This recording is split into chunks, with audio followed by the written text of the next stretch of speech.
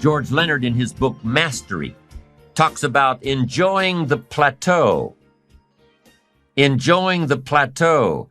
Now, this is an important point because so often we find ourselves racing to get ahead, thinking about our next achievement so much that we can't appreciate the time in between. Happiness is not in the getting. Happiness is in the becoming. Happiness is a universal quest. Happiness is a joy that most comes as a result of positive activity. It has a wide variety of meanings, a wide variety of interpretations. Happiness is both the joy of discovery and the joy of knowing. It's the result of an awareness of the full range of life, experiences, sounds, harmonies, dreams, goals. And it's the joy that comes from designing a life that practices the fine art of living well. Happiness is being able to explore all that life offers. Happiness is quite often found in having options. Options of doing what you want to instead of doing what you have to. The option of living where you want to instead of living where you have to. The option of looking like you want to instead of settling for what you have to. Happiness is receiving and sharing, reaping and bestowing. Happiness is found in taking time to enjoy what you've accomplished, in enjoying the plateau, in giving yourself credit when credit is due, in patting yourself on the back for a job well done. Happiness is here and now. Happiness isn't the end result. Happiness is part of the journey. There's an old saying that goes like this: the road to heaven is heaven. The happiness that you're searching for in the future must be found today. The success you're after in the future will only be found by working on it today. Success is the balance between the need for active achievement and the satisfaction in taking the time to acknowledge what you've already achieved. Take time to reflect while you're enjoying the plateau. And while you're reflecting back on your past accomplishments, think about something else. Think about the potential within you that's still untapped. Consider these two questions during your time of reflection. Number one, what could I have achieved in the past had I been more diligent? Could I have been more disciplined? Worked smarter instead of harder? Said no more often to social functions, to community commitments? What could I have achieved in the past had I tried a little differently? Only you can answer this question. It's very personal. While you're reflecting and enjoying your plateau, all I'm asking is that you dig a little deeper and see if you can't be a bit more effective next time. Work a little smarter instead of a little harder.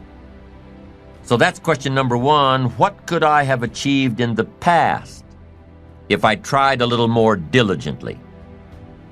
Now here's number two. How can I achieve more in the future? Well, if you take some quality time to thoughtfully answer question number one, you'll probably have a clue as to what's needed in the future. Do you need to work more diligently? Do you need to be more disciplined? Do you need to work smarter instead of harder? Do you need to say no more often? Do you need to manage your time better? That's one of the keys to reflection. You can put down on paper what worked for you in the past and figure out ways to translate this information into the future. You can design your better future if you can learn from your past. You can face your future with more excitement, more anticipation, when you design a future worth getting excited about. You can see your future and have it pull you, but don't forget to appreciate yourself for what you have done so far, for what you have done today. Take a self-appreciation inventory. Ask yourself a few questions. Start with number one. What have I achieved in the last 4 days, the last 2 weeks, the last 6 months, the last year, the last 10 years? What have I achieved during these time periods? Write it down. Take a self-appreciation inventory of all you've done and all you've accomplished and all you've become. Take inventory of yourself. Now compare this list to your goals.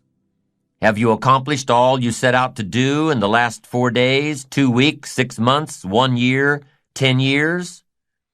Compare your list. Maybe you've been so busy trying to reach your goals that you haven't taken the time to sit back and reflect on where you've really been. Look back at your list and say, wow, I really have been through a lot. I really have learned a lot. Look what I've done. Look what I've become. I wasn't like this 10 years ago or even 1 year ago. Look at me. I'm doing okay. Building your ambition takes little steps. 1 step at a time, 1 day at a time, 1 week at a time. And it's like taking your family to a reunion where people haven't seen your kids for 6 months or even a year. They say, my, look how you've grown.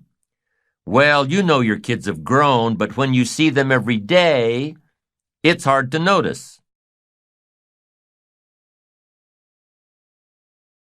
So write down all your accomplishments and see where you've been and what you've done and who you've become. You'll say, oh, look how I've grown.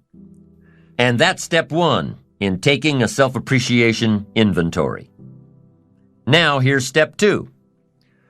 What could I have achieved that I didn't? Be honest now, this is your inventory. Nobody else has to see it.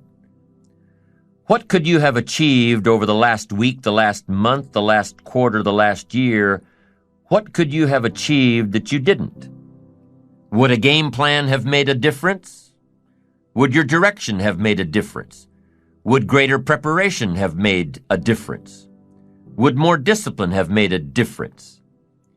In how you changed your habits, changed your life? Would time management have made a difference? Major time over minor time? Ask yourself, what could I have achieved that I didn't? Now, take this 1 step further with number 3. What do I want to achieve in the next 4 days, the next 2 weeks, the next 6 months, over the next year, over the next 10 years? What do I want to achieve? Well, all this falls in line with your goals. What you could achieve has to fall in line with what you want to achieve. What you could do has to line up with what you want to do. And what you could become has to meet, what do I want to become? Everything affects everything. And through the proper disciplines, practiced every day, through the proper disciplines, the what could I do has to match up with what do I want to do. And here's number 4. What can I do to achieve this that I'm not doing now? What could I do to achieve my goals that I'm not doing now? What things do I need to work on that I'm not working on now? Remember, it's easy to do the disciplines, the little things every day, and it's easy not to. It's easy not to. Look back at the self-knowledge inventory that you took on side 3 of this program, the session on positive self-direction.